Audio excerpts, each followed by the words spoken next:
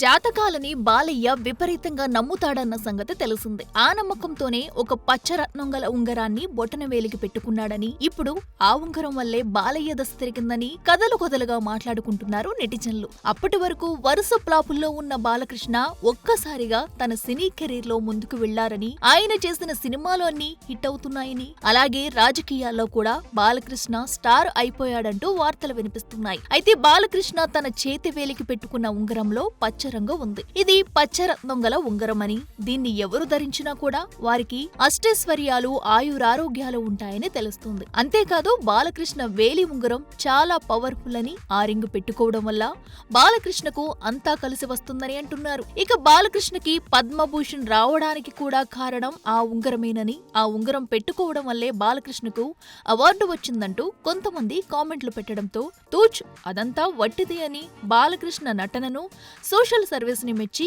ఆ అవార్డు ఇచ్చారని, అంతేకాని ఉంగరాలు పెట్టుకుంటే కాదని చెప్పుకొస్తున్నారు మరికొంతమంది. చూడాలి మరి ఈ జాతకాన్ని నమ్మి బాలయ్యని ఇంకెంతమంది ఫాలో అవుతారు. For more videos like this, subscribe Big TV channel.